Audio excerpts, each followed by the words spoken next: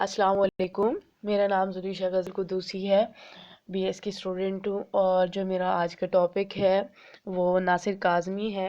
اور اگر میں اس کی پیدائش کے اور اس کے علاوہ زندگی کے حوالے سے بات کروں تو ناصر کاظمی 8 دسمبر 1925 کو امبالہ میں پیدا ہوئے تھے، اور اورا کے 9 ہمایوں اور خیال کی مجلس ادارت میں شامل رہے، اور پھر اپنی وفات تک ریڈیو پاکستان سے وابستہ رہے۔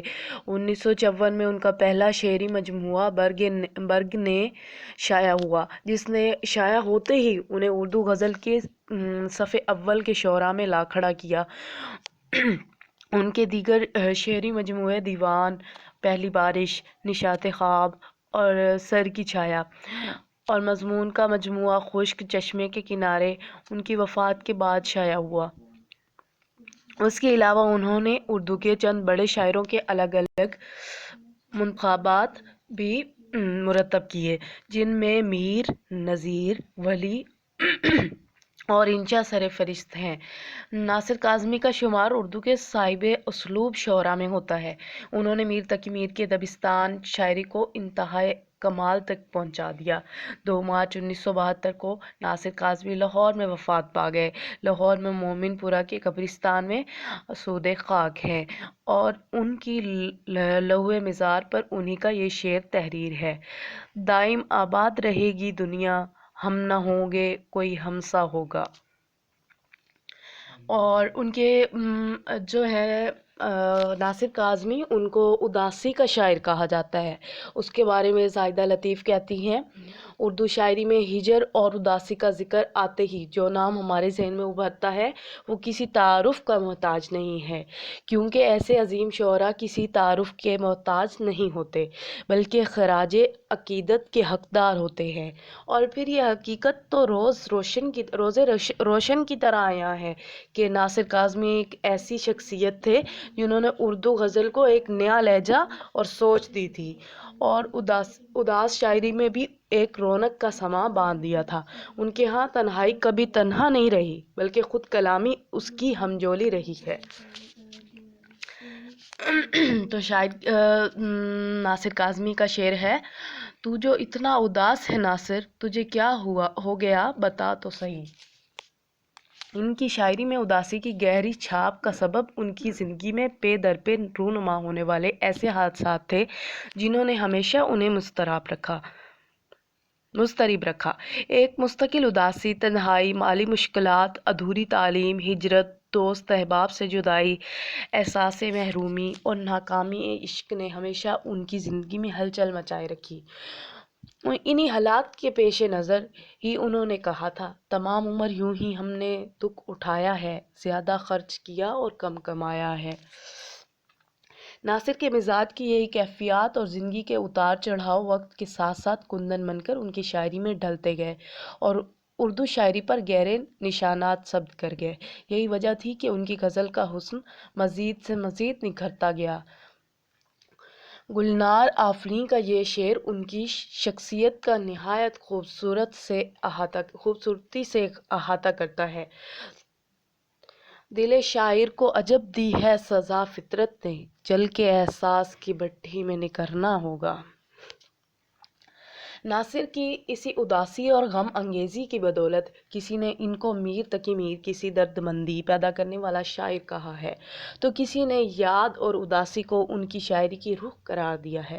اس کی واضح دلیل یہ ہے کہ خود ناصر کاظمی نے بھی اپنے آپ کو ایک اداس اور بے نوا اجنبی کہہ کر متعارف کروایا۔ گویا اداسی اور ناصر کاظمی دونوں ایک دوسرے کے لیے لازم و ملزوم تصور کیے گئے ہیں۔ بقول ناصر: ہمارے گھر کی دیواروں پر ناصر، اداسی بال کھولے سو رہی ہے۔ یہ کھلی حقیقت ہے کہ انسان جس ماحول میں رہتا ہے وہ ماحول اس کی شخصیت پر بہت اثر انداز ہوتا ہے، اور یہی وجہ تھی کہ ناصر کاظمی نے جس ماحول میں آنکھ کھولی اور پروان چڑھے تھے، ان کی تلخ حقیقتوں کے زیر اثر انہوں نے ہمیشہ اداسیوں کو یہ لفظوں میں پرویا، چونکہ یہ اداسی کے اندر رچ بس چکی تھی، اس لیے انہیں اپنے ارد گرد کا پورا ماحول ہی رنج و الم میں ڈوبا دکھائی دیتا تھا۔ دل تو میرا اداس ہے ناصر، شہر کیوں سائیں سائیں کرتا ہے۔ ناصر کی اداسی کی وجوہات میں سے ایک بڑی وجہ ابتدائی عمر میں عشق کی ناکامی بھی تھی، جس نے ان کے دل کی دنیا میں ایک قیامت برپا کر دی تھی۔ ان کے تمام خواب چکنا چور ہو گئے اور انہیں اپنی زندگی ویران لگنے لگی۔ اس کا ذکر انہوں نے خود ان الفاظ میں کیا: یوں تو کھلونے ٹوٹ جانے کا احساس نہیں ہوتا، لیکن اب ایک ایسا کھلونا ٹوٹا ہے جو کہیں میں نہیں مل سکتا۔ یہی وجہ تھی کہ ان کی اپنی زندگی کے سبھی رنگ پھیکے لگنے لگے تھے، اور یہ کسک ان کے دل میں سندل کی طرح ہمیشہ سلگتی رہی، جس کا اندازہ ان کے اس شعر سے بخوبی ہوتا ہے: دل نے خیال ترک محبت کے باوجود محسوس کی ہے تیری ضرورت کبھی کبھی۔ یہاں یہ شعر غلط لکھا ہوا ہے، اور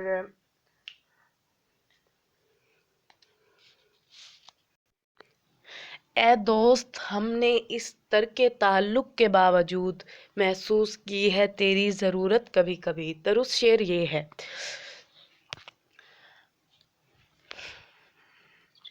ہجر کے اس صدمے نے انہیں بے حد حساس اور غم پسند بنا دیا تھا۔ ابھی یہ زخم تازہ تھا کہ تقسیم ملک پر انہیں اپنی جائے پیدائش سے ہمیشہ کے لیے ہجرت کر کے پاکستان آنا پڑا۔ تقسیم کے عمل نے ان کی روح کو بری طرح زخمی اور لہولہان کر دیا اور ان کے اندر ہمیشہ کے لیے تلخی بھر دی۔ وہ تڑپ کر کہہ اٹھے: انہیں صدیوں نہ بھولے گا زمانہ، یہاں جو حادثے کل ہو گئے۔ آنکھوں کے سامنے سجنے والے ظلم و بربریت کے اس بازار پر وہ بے حس یا کنارہ کش ہو کر نہیں بیٹھے، بلکہ یہ ظلم اور درد انہیں اپنے اندر اترتا ہوا محسوس ہوا، کیونکہ وہ سمجھتے تھے کہ شاعر صرف اپنی ذات کے بارے میں نہیں سوچتا، بلکہ وہ پوری انسانیت کا شاعر ہوتا ہے، اور دوسروں کے درد کو اپنا درد سمجھنا ہی شاعر کا اصل کام ہوتا ہے۔ یہی وجہ تھی کہ انہوں نے ان تلخ حقائق اور رنج و الم کو شعری قالب میں کچھ یوں ڈھالا کہ وہ اردو شاعری میں ایک زندہ مثال بن گئے۔ شہر در شہر گھر جلائے گئے، یوں بھی جشن طرب منائے گئے، ایک طرف جھوم کے بہار آئی، ایک طرف آشیاں جلائے گئے، کیوں کہوں کس طرح سرے بازار عصمتوں کے دیے بجھائے گئے، وقت کے ساتھ ہم بھی اے ناصر خار و خش کی طرح بہائے گئے۔ معاشرے کے رویوں نے انہیں اندر ہی اندر سلگتے رہنے پر مجبور کر دیا تھا۔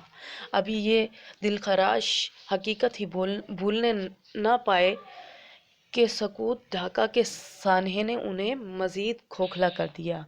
وہ بے بسی کی تصویر بن کر رہ گئے۔ اٹھ گئے کیسے کیسے پیارے لوگ، ہو گئے کیسے کیسے گھر خاموش۔ ناصر کاظمی کا سب سے بڑا المیہ یہ رہا تھا کہ وہ یاد ماضی میں ہمیشہ مقید رہے۔ دوست احباب کی جدائی انہیں آزردہ رکھتی۔ ان کی شاعری میں پرانی یادوں اور دوستوں کا ایک خاص مقام ہے، جو انہیں اپنے دوسرے ہم عصر شعراء میں ممتاز اور نمایاں کرتا ہے۔ وہ اپنی ان دوستیوں کو زندگی کی آخری سانس تک فراموش نہ کر سکے۔ دل ویراں میں دوستوں کی یاد، جیسے جگنو ہوں داغ میں گل کے۔